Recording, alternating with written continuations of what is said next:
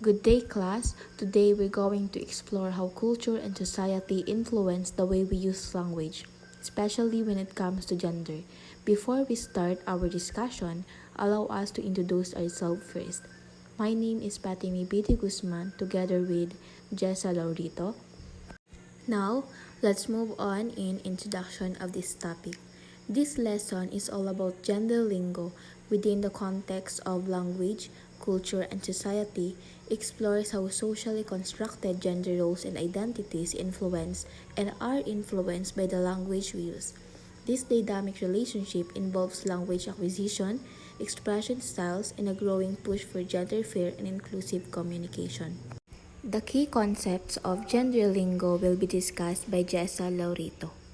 Good day, everyone. Today I will discuss how gender affects language use.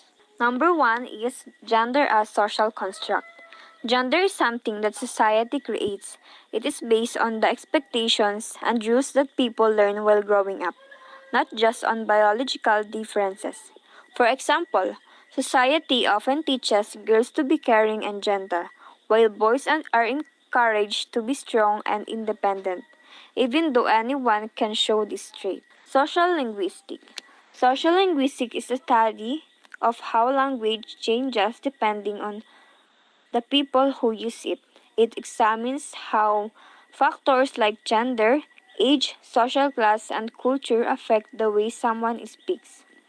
Example, we adjust our speech depending on who we are talking to, such as being formal with teachers but casual with friends. Now, the gender lex. Deborah Tannen explains that men and women often have different communication styles because they were raised differently. These styles are not better or worse. They just reflect different social experiences. For example, women may talk to build connection, while men may talk to give information or solve problems quickly. And the last one is patriarchy and dominance. This concept says that because men have historically held more power in society, this unequal power can also appear in everyday conversations. For example, in group discussions, men might speak more or dominate the topic, reflecting traditional power rules.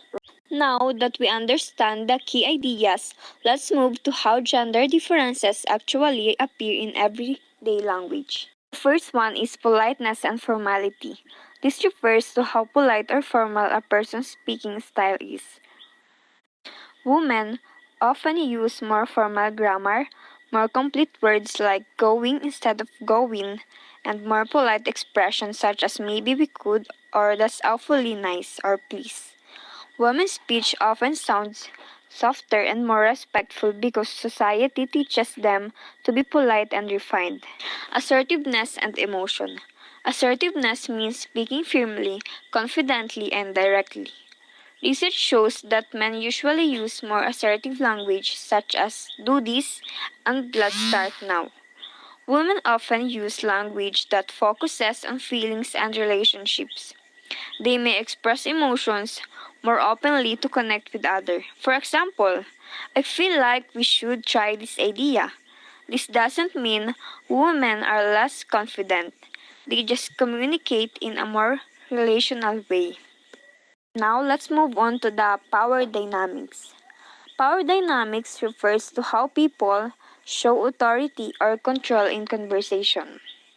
Men often interrupt more frequently, speak more in public settings like meeting or discussions, take longer speaking turns, while women often use hinges like maybe, sort of, and kind of. Tag questions like right or isn't it, these are not signs of weakness. Women use them to be polite, avoid conflict, and show consideration for others. While the vocabulary or lingo, this refers to the type of words people commonly use. Men often use more slang, casual, or expression, more swear words, rougher or more informal vocabulary. Women often use more polite, careful, or refined words.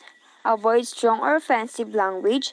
Choose words that sound more positive or gentle. So these differences show that gender influence how people communicate. Why this topic matter?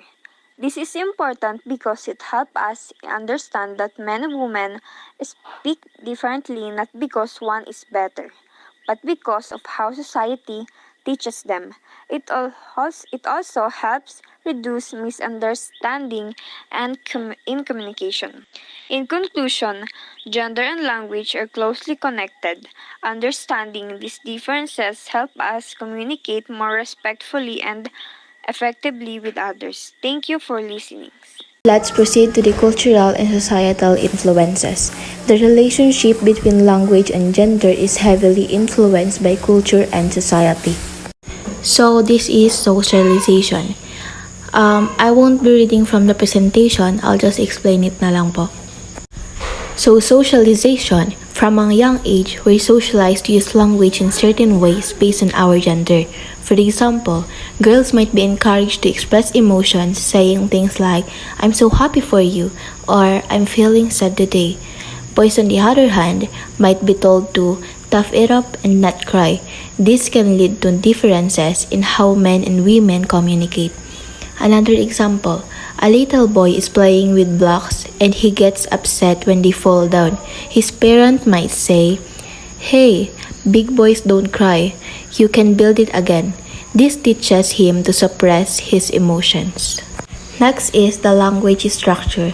The way a language is structured can also influence how we think about gender.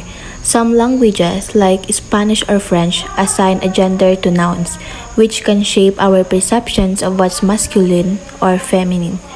For example, in Spanish, the word for table is la mesa, and the word for car is el coche. This doesn't mean that tables are inherently feminine or cars are inherently masculine, but it can influence how we think about these objects. Next is the gendered language. This means that languages that assign grammatical gender to nouns can exhibit higher rates of gender inequality. For example, some languages use masculine pronouns as default, implying that men are the norm. For the real-life example, in English, we used to use mankind to refer to humanity, implying that men are the primary representatives of the species. Next is the natural gender languages. This refers to the languages like English are considered natural gender languages. This means we use the same word for certain jobs or roles, regardless of whether the person is a man or a woman. For example, colleague can refer to a man or a woman. Doctor can refer to a man or a woman. Teacher can refer to a man or a woman. However, when we use pronouns, we often use he or she to refer to someone, depending on their gender. For example, my colleague Dr. Smith is a great doctor. He or she is very knowledgeable. Gender bias. Unfortunately, language has often been used to reinforce male dominance. For example, we used to say mankind to refer to all people, implying that men are the primary representatives of humanity. Another example, job titles like policeman or fireman were used to refer to both men and women in those roles. Another, terms like chicks or babes can be used to infantilize women, making them seem less capable or important. But we can change our language to be more inclusive. Instead of mankind, we can say humanity or people.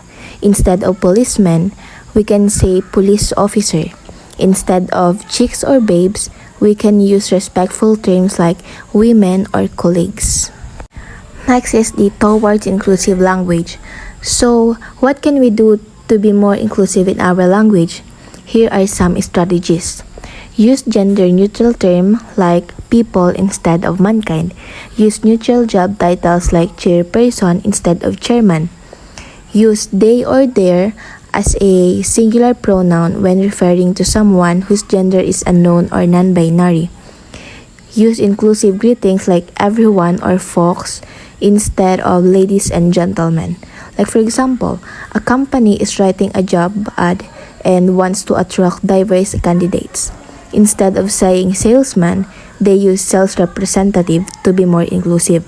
Lastly, the conclusion. Understanding gender lingo help us recognize how language shapes our social reality and how we can adapt our communication to be more aware and inclusive of diverse gender identities.